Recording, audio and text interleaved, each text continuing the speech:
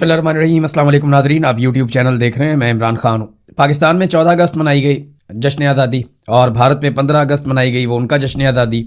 और दोनों में फ़र्क जो हम वीडियो देखते हैं, तस्वीर देखते हैं, तो एक वाज़ेह फ़र्क है जो वहाँ से और यहाँ से अलग अलग पिक्चर पेश करता है। पाकिस्तान के अंदर जो मरकज़ निगाह या जो मरकज़ी हैसियत जिस शख्सियत को मिली तकरीबात के अंदर, वो फील्ड मार्शल आसिम मुनीर है, एक सरकारी मुलाजिम, एक फ़ौजी ऑफिसर जिसने रिटायर हो जाना है, और जो एक्सटेंशन के ऊपर। जबकि भारत में जो मरकज़ निगाह था या जिसे मरकज़ी किरदार कहा जा सकता है, वो वहाँ का मुंतखब वज़ीर आज़म था। ये फ़र्क है पाकिस्तान में और भारत में, और यही फ़र्क पाकिस्तान को बहुत पीछे ले गया। इस फ़र्क को अगर हम ख़त्म कर देते ना, तो आज पाकिस्तान भी आगे निकल जाता, बांग्लादेश की तरह, भारत की तरह।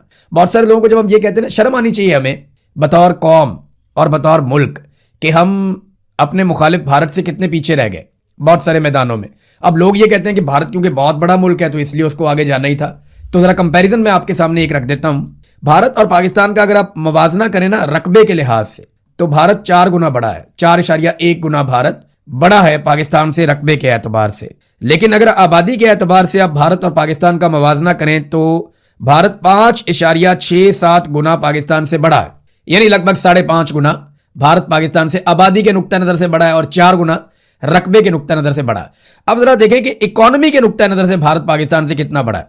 भारत के कौमी खजाने में इस वक्त 728.5 अरब डॉलर हैं। 728.5 अरब डॉलर, ये उनका कौमी खजाना। पाकिस्तान के कौमी खजाने में 20 अरब डॉलर है। देखें कितना फर्क है। और ये जो फर्क है ना, ये लगभग 36 गुना का फर्क है, 35.6 गुना का ये फर्क है। यानी रकबे में भारत 4 गुना और आबादी में 5.5 गुना ज्यादा है, जबकि जो कौमी खजाने में पैसे पड़े हुए हैं उनके एतबार से वो 36 गुना पाकिस्तान से आगे है। अब ये तो हमारी नालायकी है ना, हमारा निकम्मापन है। फिर अगर आप ये देखें कि एक्सपोर्ट्स पाकिस्तान की कितने, जब बांग्लादेश भी इसमें पाकिस्तान से आगे है, ये भी आप अपने ध्यान में रखिएगा। पाकिस्तान के बाद 20 अरब डॉलर है तो बांग्लादेश के बाद लगभग 36 अरब डॉलर से जायद है एक्सपोर्ट्स। ये बहुत इंपॉर्टेंट चीज होती है कि कोई मुल्क कितनी चीजें बनाकर बैरूनी दुनिया में भेजता है और उसको एक्सपोर्ट करता है, पूरी दुनिया को क्या बनाकर देता है जिससे वो मुल्क पैसा बनाता है। तो एक्सपोर्ट्स के मैदान में भारत जो है वो साल 2026 के डाटा के मुताबिक 863 अरब डॉलर्स की एक्सपोर्ट करने जा रहा है। यानी 863 अरब डॉलर्स की एक्सपोर्ट है भारत की बरामदात, जबकि पाकिस्तान 35.6 अरब डॉलर।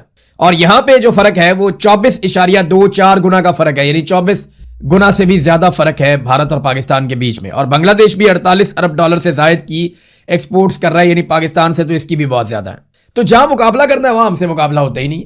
वैसे हम चौधरी बने रहते हैं, यानी जहां मुकाबला करना है वो मुकाबला नहीं करते। देखें हम कहां पे भारत से आगे निकल रहे हैं। जो तमगे बांटते हैं ना हम हर साल, पिछले 4 सालों में पाकिस्तान ने जितने तमगे बांटे हैं और भारत ने जितने तमगे बांटे हैं, इनकी रेशियो पता है क्या है? पाकिस्तान ने भारत से 3 गुना तमगे बांटे हैं। भारत की आबादी पाकिस्तान से 5.5 गुना, 6.25 गुना ज्यादा है, तो उसको चाहिए था कि वो पाकिस्तान से 5 गुना ज्यादा तमगे बांटता। लेकिन भारत ने पाकिस्तान से 3 गुना कम तमगे बांटे हैं और पाकिस्तान ने 3 गुना ज्यादा भारत से, 1500 के करीब हमने बांटे, कोई 500 के करीब उन्होंने बांटे। ये 4 साल के अंदर हमने तो लंडा बाजारी लगा दिया तमगों का। अच्छा, जो शख्स भी इस निजाम को सपोर्ट करता है, चाहे अपनी खबर के जरिए करे, चाहे अपने रिश्तेदारों के जरिए करे, चाहे अपने लोगों के जरिए करे, चाहे अपनी पॉलिटिकल पार्टी के जरिए करे, या जैसे भी करे, जो शख्स या डंडे के जोर के ऊपर करे, अपनी बंदूक के साथ करे, जो शख्स भी इस निजाम को सपोर्ट करता है ना, उसको ये अवार्ड दे देते हैं कि सदारती अवार्ड दे दो, कौमी अवार्ड दे दो, ये निशान दे दो, ये इम्तियाज दे दो, ये तमगा पहना दो इसको। ये हर उस शख्स को नवाजते हैं जो इस निजाम को बरकरार रखने के लिए सही या गलत काम कर रहा है। दूसरी तरफ वो जो लोग कुर्बानियां दे रहे हैं, वो जो ऑपरेशनल फोर्सेस हैं, वो पुलिस वाले जो जाने कुर्बान कर रहे हैं, वो पुलिस वाले जो बहादुरी के साथ लड़ रहे हैं, वो फोर्सेस के लोग जो इस वक्त फ्रंट लाइन के ऊपर दहशतगर्दों से लड़ रहे हैं, उनमें से किसी को भी इनाम नहीं मिलता।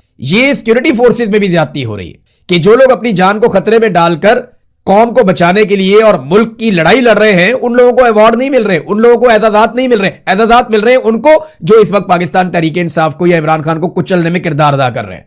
हालांकि यहां पे जान का खतरा भी कोई नहीं है। पीटीआई ने कौन सा आगे बम मार देना या बैरिस्टर गौर ने बम बांध के खुद को हमला कर देना, ये तो होना नहीं। वो एक इन्होंने बंदा मार दिया मोहम्मद हुसैन, उसकी अभी तक वीडियो जारी नहीं की गई। हर वाकई की सीसीटीवी फुटेज इनके पास आ जाती है, जारी कर देते हैं, लेकिन मोहम्मद हुसैन वाले वाकई की सीसीटीवी फुटेज इन्होंने जारी नहीं की। अब वो क्या है जो ये छुपाने की कोशिश कर रहे हैं, इसके बारे में हमें तो आइडिया नहीं है।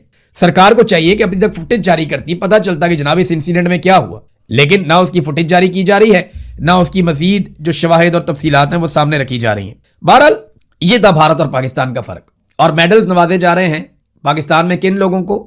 جو لوگ اس رجیم کو سپورٹ کرتے ہیں. صرف وفاداری اور آپ وہ کہہ لیں کہ چاپلوسی کی بنیاد کے اوپر یہ میڈلز بانٹے جا رہے ہیں. ناظرین خبریں چل رہی ہیں کہ پاکستان تحریک انصاف کو یہ آفر دی گئی ہے کہ 28ویں آئینی ترمیم آپ کروا دیں تو آپ کے بہت سارے معاملات حل ہو جائیں گے. فیوچر میں عمران خان بھی باہر آ جائیں گے تو آپ کے لیے رستے کھل جائیں گے. لیکن یہ خبریں چل رہی ہیں مارکیٹ میں، ان میں کتنی صداقت ہے اس کے بارے میں ہم کچھ کہہ نہیں سکتے. اگر پیپلز پارٹی اور پی ایم ایل این آپس میں ہاتھ ملا کر رکھتے ہیں تو پھر تو اس کی ضرورت نہیں پڑے گی. لیکن اگر پیپلز پارٹی اپنی جارحانہ سیاست کرتی ہے، جو کہ دکھائی نہیں دے رہا، جس طرح بلاول نے تعریفیں کی ہیں، جس طرح زرداری نے تعریفیں کی ہیں، جس طرح وہ فیلڈ مارشل کے پیچھے باپ بیٹا کھڑے ہیں، تو اس سے تو یہ صاف ظاہر ہوتا ہے اور ثابت ہوتا ہے کہ پیپلز پارٹی غداری نہیں کر پائے گی. وہ ہمیشہ وفادار رہے گی اور اسٹیبلشمنٹ کی ہاں میں ہاں ملا کر رکھے گی. لیکن اگر پھر بھی کسی جگہ پہ کوئی پرابلم آتا ہے تو پیپلز پارٹی کو ہیرو بنا دیا جائے گا اور پی ٹی آئی کو ولن بنا دیا جائے گا پی ایم ایل این کے ساتھ کھڑے کر کے. یاد رکھیں اگر پی ٹی آئی نے یہ ایک آئینی ترمیم کروا دی نا، 28ویں آئینی ترمیم میں پی ٹی آئی نے حصہ لے لیا موجودہ نظام کے ساتھ مل کر، تو اس سے دو چیزیں ہوں. نمبر ایک، موجودہ نظام کو لیجٹمیسی مل جائے گی، ان کے وجود کو برقرار رکھنے کے لیے ان کو جواز مل جائے گا. نمبر ایک، سٹیمپ لگ جائے گی کہ یہ لوگ ٹھیک ہیں، جائز لوگ ہیں. پی ٹی آئی نے بھی ان کے ساتھ کوآپریٹ کیا ہے. نمبر دو جو کام ہوگا کہ 26ویں اور 27ویں آئینی ترمیم کے خلاف پاکستان تحریک انصاف نے جو کچھ آج تک کہا وہ غلط ثابت ہو جائے گا، کیونکہ جواز مل جائے گا 26ویں اور 27ویں آئینی ترمیم کو یہ کہہ کر کہ جناب اسی اسمبلی میں 26ویں ترمیم بھی ہوئی، 27ویں بھی ہوئی اور 28ویں بھی ہوئی. 28ویں میں شامل تھے اور 26ویں اور 27ویں کے یہ خلاف ہو گئے. یہ کیسے ہو سکتا ہے؟ یہ اس قسم کا معاملہ پی ٹی آئی کو آنے والے وقت میں تھوڑا صبر اب کر لینا چاہیے، وقت گزار لینا چاہیے. بہت وقت گزر گیا ہے. ہاں اگر نئے صوبے بنانے ہیں جو بننے بھی چاہیے، انتظامی یونٹس بہت سارے بننے چاہیے. ایم کیو ایم کو زیادہ کھجلی ہو رہی ہے، وہ بہت زیادہ شور مچا رہے ہیں کہ جناب انتظامی یونٹس نئے بنائے. ایم کیو ایم کو یہ وعدہ کیا گیا ہے کہ کراچی جب ایک الگ صوبہ بن جائے گا تو آپ کو وہاں کا وزیر اعلیٰ بنایا جائے گا آپ کا، اور ایم کیو ایم کو وہاں کی مقبول جماعت کے طور پہ ایک الگ صوبہ مل جائے گا حکومت کرنے کے لیے کراچی کی صورت میں. تو ایم کیو ایم جو ہے وہ بہت زیادہ رولا ڈالتی ہے اس سارے معاملے کے اوپر. لیکن مزے کی بات یہ ہے کہ اگر آپ عوام میں جا کر دیکھیں تو ایم کیو ایم کے پاس تو ووٹ بینک ہی نہیں ہے. یہ تو ہر دفعہ فارم 47 عاصم منیر صاحب نہیں دے پائیں گے. کب تک دیں گے؟ ابھی تک تو دیتے چلے آ رہے ہیں، لیکن کیا ہر دفعہ دے پائیں گے؟ اگر یہ الگ صوبے بھی بن گئے تو کبھی نہ کبھی تو فری اینڈ فیئر الیکشن ہوگا، اور جب بھی کبھی فری اینڈ فیئر الیکشن ہوگا تو وہاں جماعت اسلامی اور پاکستان تحریک انصاف جیتیں گے. ایم کیو ایم تو بہت محدود اور چھوٹی جماعت بن گئی ہے. اگر اس مرتبہ ایم کیو ایم کو فارم 47 نہ دیے جاتے تو ان کے پلے تو سیٹیں ہی کچھ نہیں تھیں. ناظرین نواز شریف صاحب نے جو کل بیانات دیے ان کے اعداد و شمار غلط ہیں. ان اعداد و شمار کو درست بھی ساتھ ساتھ کرنا چاہیے کیونکہ یہ بڑا ضروری ہے. میاں صاحب نے بہت عجیب و غریب قسم کی اعداد و شمار دے دیے کہ میرے دور میں معیشت بہت اچھی چل رہی تھی، میرے دور کے اندر مہنگائی بالکل نہیں بڑھ رہی تھی، میرے دور کے اندر جو ہے وہ 1 روپیہ بھی ڈالر کی قیمت نہیں بڑھی. میں نے کچھ فیکٹس آپ کے سامنے رکھے تھے جہاں پہ میاں صاحب غلط بیانی سے کام لے رہے تھے. ابھی کچھ اور چیزیں آپ کو میں بتاتا ہوں کہ 2013 میں جب میاں صاحب کو حکومت ملی تو کرنٹ اکاؤنٹ خسارہ تھا 2.5 ارب ڈالر. جب 2018 میں میاں نواز شریف صاحب نے حکومت چھوڑی تو کرنٹ اکاؤنٹ خسارہ تھا 19.89 ارب ڈالرز. یہ میاں نواز شریف صاحب کا کارنامہ تھا. 2013 میں مالی سال کے اختتام پر برآمدات 25 ارب ڈالر تھیں، جبکہ 2018 میں وہ کم ہو کر 23 ارب ڈالر ہو گئی. اب یہ ہونا تو یہ چاہیے تھا کہ وہ 30 یا 31 تک لے کر جاتے 25 سے بڑھا کر، لیکن الٹا انہوں نے پاکستان کی برآمدات کم کر دی. پھر کسانوں کو جو مار پڑی 2013 سے لے کر 2018 تک، کسان اس دور کو ایک سیاہ دور کے طور پہ یاد رکھتے ہیں، اور آج پھر کسانوں کا ایک سیاہ دور چل رہا ہے. اور سب سے بڑا جرم جو شریف خاندان کا تھا وہ آئی پی پیز کو لا کر عجیب و غریب قسم کے ڈالرز کے اندر معاہدے کرنا تھا کہ آپ بجلی بنائیں یا نہ بنائیں، ہم آپ کو بل دیں گے، ہم آپ کو پیسہ دیں گے، اور آپ اربوں روپے بلکہ اربوں ڈالر آپ کہیں کہ آپ اربوں ڈالر پاکستانیوں کی جیبوں سے نکالتے رہیں گے اور ہم آپ کی اس میں مدد کریں گے، آئیے ہمارے ساتھ معاہدے کیجیے. وہ 2013 سے 15 تک جو معاہدے کیے نواز شریف صاحب نے، پاکستان کی اکانومی کی تباہی کی سب سے بڑی وجہ وہ معاہدے تھے. ناظرین خیبر پختونخوا کے ساتھ زیادتی ہو رہی ہے، لگاتار زیادتی ہو رہی ہے. مزمل اسلم صاحب نے بھی اس پہ آواز اٹھائی ہے کہ باقی صوبوں کو زیادہ شیئر دیا جا رہا ہے ترقیاتی منصوبوں میں، اور خیبر پختونخوا کا شیئر جو ہے وہ بہت زیادہ محدود کیا جا رہا ہے. وفاق نے جو اپنا ترقیاتی بجٹ رکھا ہے اس میں خیبر پختونخوا کا حصہ انتہائی کم رکھا ہے. خیبر پختونخوا کی صرف 786 میں سے 7 اسکیمیں ہیں، اور اگر آپ ضم شدہ اضلاع کے فنڈز نکال دیں تو صرف 2.2 ارب روپے بنتے ہیں. یعنی 1000 ارب روپے میں سے خیبر پختونخوا کے جو سیٹلڈ ایریاز ہیں وہاں پہ 2.2 ارب روپے وفاقی حکومت خرچ کرنے جا رہی ہے. یہ کتنی بڑی زیادتی ہے. اس میں پنجاب کے اوپر سب سے زیادہ پیسہ خرچ کرتے ہیں, پھر باقی صوبوں کے اوپر خرچ کرتے ہیں. دیکھیں خیبر پختونخوا کے لوگ یا جو ہمارے بلوچستان کے لوگ ہیں وہ بھی تو پاکستانی ہیں. ان کے بچوں کے پیروں میں جوتی نہیں ہوتی, ان کو سہولیات نہیں ملتی, ان کے اوپر ترقیاتی بجٹ خرچ نہیں کیا جاتا, ان کی نوکریوں کا بندوبست نہیں کیا جاتا, پھر بھی وہ پاکستانی ہیں اور وہ پاکستان کے لیے اپنا کردار ادا کرتے ہیں. یہی بچے فورسز میں بھرتی ہو کر اپنی جانیں بھی قربان کرتے ہیں. یہی بچے تعلیم حاصل کر کے پاکستان کو آگے بڑھانے کے لیے بھی اپنا کندھا دیتے ہیں. کیونکہ پنجاب میں وسائل بہت زیادہ استعمال ہوتے ہیں, یہاں کے طلبہ پہ, یہاں کے لوگوں پہ پیسہ بہت خرچ ہوتا ہے, تو یہ ان کے پاس زیادہ موقع ہے آگے بڑھنے کا.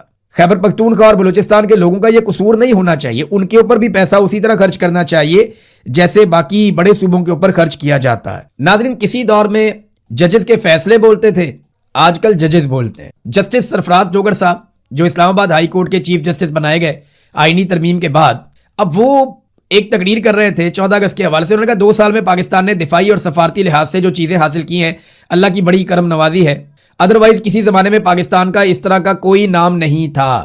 ججز کے فیصلے بولتے ہیں, ان کی خوشامد نہیں بولتی. ایسا لگتا ہے کہ پورا کا پورا نظام اور اس نظام کا ہر بینیفیشری اس نظام کو بچانے میں لگا ہوا ہے اور اس نظام کی خوشامد میں لگا ہوا ہے کہ کسی طرح ہم اس نظام کو بچا لیں, کیونکہ ہماری اپنی بقا بھی اس نظام کے ساتھ ہے. اور چیف جسٹس اسلام آباد ہائی کورٹ اس نظام کا ایک ایسا مہرہ ہے جس نے نظام کو نہ صرف بہت سپورٹ کیا بلکہ وہ یہ جانتے ہیں کہ جب تک یہ نظام رہے گا تب تک ان کی بقا ہے, اگر یہ نظام چلا گیا تو وہ بھی چلے جائیں گے.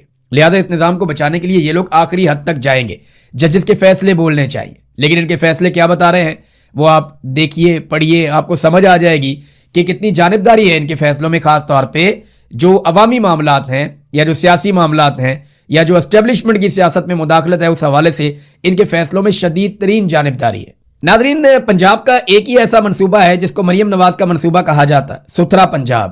اب وہ ایک کرپشن, گندگی اور نااہلی سے لتھڑا ہوا ایک پنجاب منصوبہ ہے. یعنی جو ستھرا پنجاب منصوبہ ہے اسے اگر کوئی کہتا ہے کہ لتھڑا پنجاب منصوبہ تو وہ غلط نہیں کہتا. حالات یہ ہو گئے ہیں کہ سما ٹی وی جو حکومت کا اپنا ٹی وی ہے اور حکومتی وزیر کا ٹی وی ہے, وہ یہ بتانے پر مجبور ہو گیا کہ لاہور سے ملتان اور ملتان سے جنوبی پنجاب اور لاہور سے لے کر یہ اپر پنجاب تک ہر طرف گند ہی گند ہے, ہر طرف گندگی کے ڈھیر پھیلے ہوئے ہیں, ہر طرف بیڑا غرق کر دیا ہے, کرپشن ہے, نااہلی ہے. ستھرا پنجاب کے فنڈز کہاں جا رہے ہیں کوئی سمجھ نہیں آ رہی, ہر کچھ عرصے کے بعد کوئی نہ کوئی خودکشی کرتا ہے.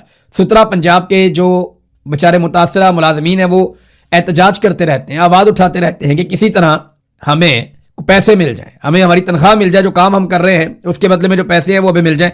فواد چودھری جیسا آدمی جس نے عثمان بزدار کی ہمیشہ مخالفت کی تھی, یعنی میں بھی یہ سوچنے پر مجبور ہو گیا کہ اگر مجھے کوئی کہے کہ کمپیریزن کرنا ہے عثمان بزدار کا مریم نواز سے تو میں کیا کروں گا. دیکھیں پروٹوکول مریم نواز کا زیادہ ہے, زیادہ اچھے کپڑے مریم نواز پہنتی ہیں, زیادہ مریم نواز اپنا دکھاوا زیادہ کرتی ہیں, مریم نواز نے اپنا روب زیادہ برقرار رکھا ہوا ہے, بیوروکریسی کو دبا کے رکھا ہوا ہے. مریم نواز نے سسٹم کو چلانے کے لیے اپنی تشہیر بہت زیادہ کی ہے, اور تشہیر کے میدان میں تو عثمان بزدار کہیں مقابلہ بھی نہیں کر سکتا. لیکن جب گورننس کی ہم بات کرتے ہیں تو فواد چودھری جیسا ناقد جس نے ہمیشہ عثمان بزدار کی مخالفت کی, ہر پلیٹ فارم پہ کی, اور میں وہ آدمی ہوں جس نے 12-14 سٹوریز کی تھی عثمان بزدار کے اوپر اور بہت ساری چیزوں کو بے نقاب کیا تھا. لیکن میرا بھی یہ ماننا ہے, اور فواد چودھری کا سٹیٹمنٹ دیکھیں, حیران کن طور پر بزدار ہر لحاظ سے مریم نواز سے بہتر وزیر اعلیٰ تھا, یہ فواد چودھری نے کہا. تو مجھے بھی اب ایسا لگنا شروع ہو گیا ہے کہ واقعی میں بزدار مریم نواز سے بہتر تھا, کیونکہ انہیں گورننس کی الف بے تک کا نہیں پتا, انہیں پتہ ہی نہیں ہے کہ بیوروکریسی کو کیسے چلانا ہے. انہیں آئیڈیا, ہر چیز میں صرف ان کو ڈنڈا استعمال کرنا ہے, کیونکہ ڈنڈے کے بلبوتے کے اوپر یہ اقتدار میں آئے, اس کے علاوہ ان کے پاس ہے کچھ نہیں. تو اب تک کے لیے اتنا ہی, اپنا خیال رکھیے گا, اپنے چینل کا بھی. اللہ حافظ.